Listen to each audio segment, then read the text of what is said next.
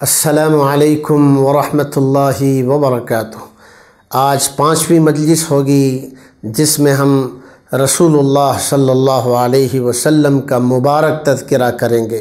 اللہ تعالی ہمیں ذوق و شوق سے سننے کی توفیق عطا فرمائے۔ دوستو، آج ہم سمجھنے کی کوشش کریں گے کہ ہمارے نبی صلی اللہ علیہ وسلم نے دین کی محنت کیسے کی، خدا کے پیغام کو پہنچانے میں کیا کیا مشکلات پیش آئیں، کیسی کیسی تکلیفیں ہمارے رسول نے سچائی پھیلانے کے لیے برداشت کیا۔ دوستو، ہمارے نبی صلی اللہ علیہ وسلم پر سب سے پہلے عورتوں میں حضرت خدیجہ رضی اللہ عنہا نے ایمان لایا، بچوں میں حضرت علی نے، بڑوں میں حضرت ابو بکر صدیق نے، غلاموں میں حضرت زید بن حارثہ نے ایمان قبول کیا۔ جب رسول اللہ پر نماز فرض ہوئی تو حضرت جبرائیل علیہ السلام مکہ آئے، آپ کے سامنے وضو اور نماز ادا کر کے دکھائی۔ رسول اللہ اپنے گھر واپس گئے، حضرت خدیجہ کو وضو اور نماز کا طریقہ سکھایا جس طرح حضرت جبرائیل علیہ السلام نے آپ کو بتایا تھا۔ مکے کے حالات اس وقت آپ کے لیے بہت نازک تھے۔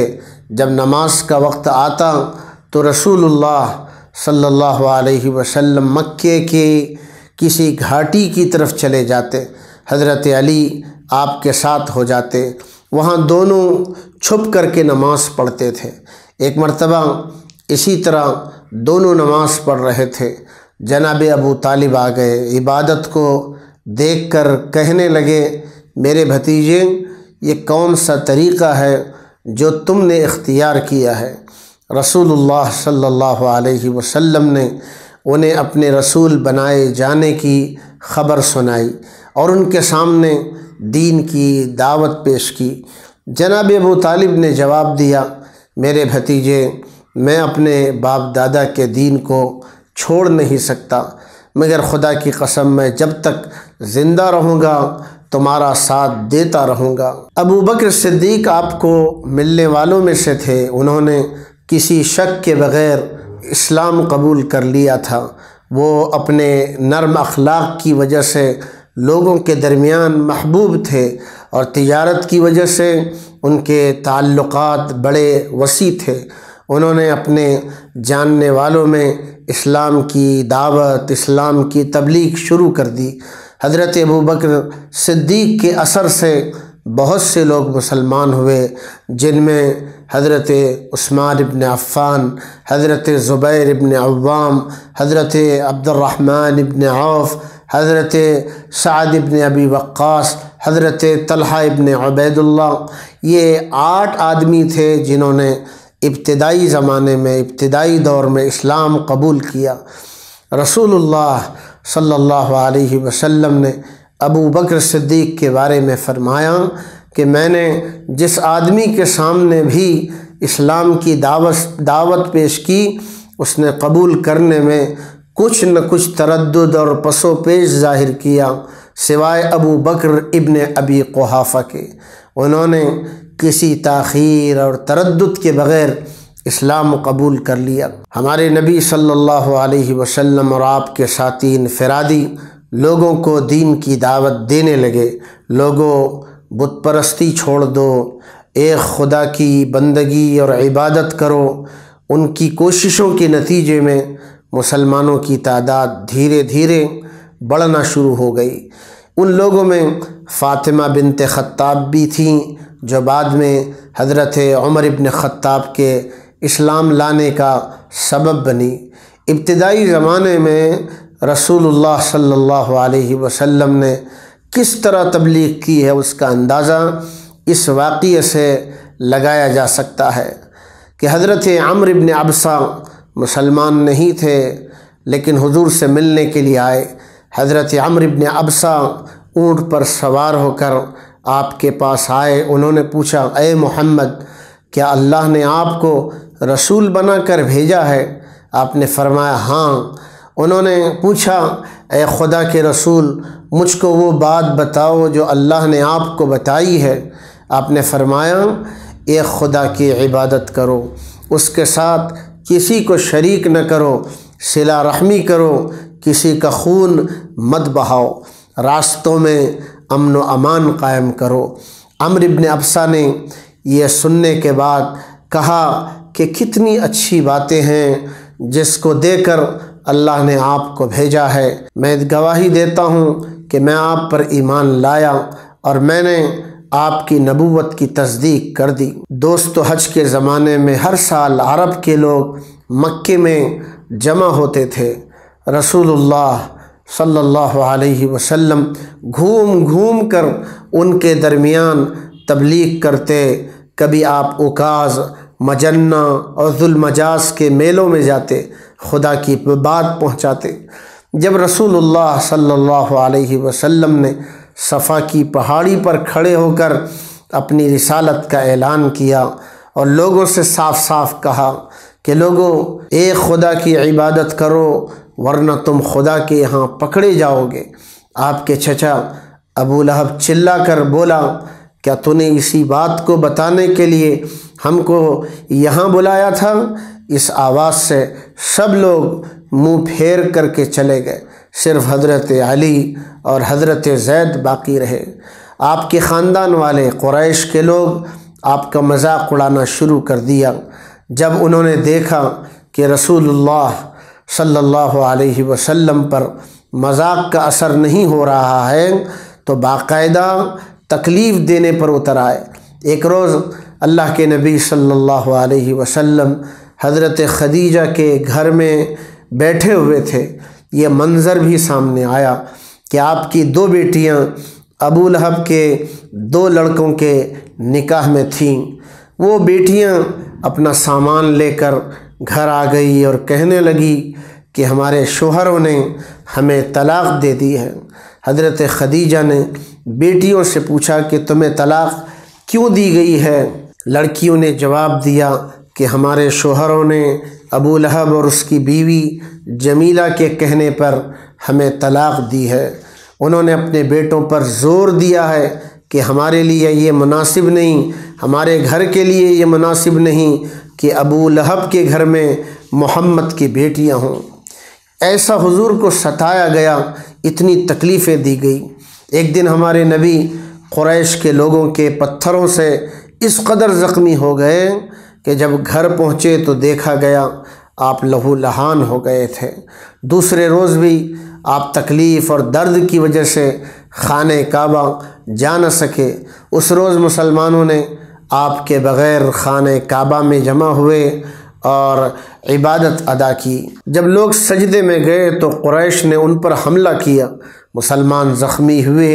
ان میں سے ایک حارث بھی تھے جو حضرت خدیجہ کے پہلے شوہر سے پیدا ہوئے لڑکے تھے۔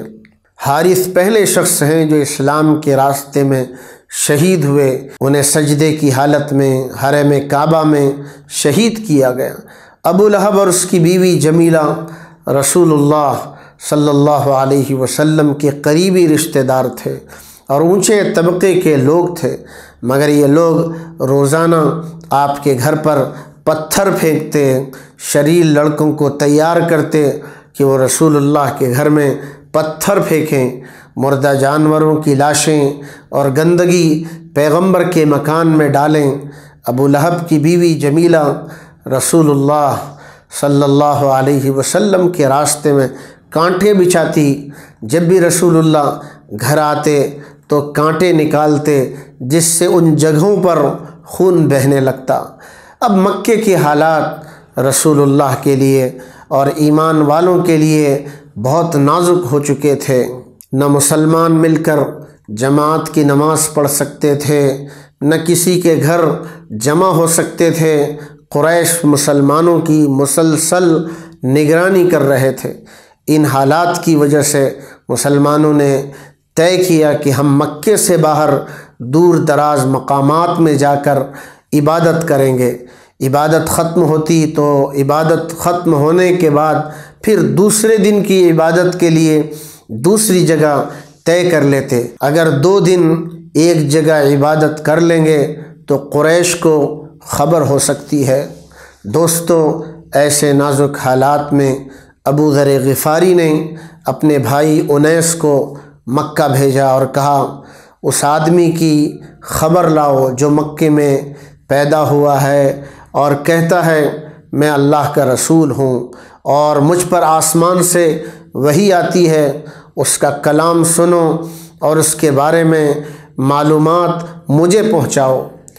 حضرت ابو ذر غفاری کے بھائی انیس اونٹ پر سوار ہو کر مکہ آتے ہیں اور رسول اللہ صلی اللہ علیہ وسلم سے ملاقات کر کے واپس چلے جاتے ہیں اور اپنے بھائی ابو ذر غفاری کو بتاتے ہیں کہ میں نے محمد ابن عبداللہ کو مکے میں اس حال میں پایا کہ وہاں آپ کو کوئی جادوگر کہہ رہا ہے، کوئی آپ کو کاہن کہہ رہا ہے، کوئی آپ کو شاعر کہہ رہا ہے، مگر میں شاعری جانتا ہوں اور میں نے کاہنوں کا کلام سنا ہے۔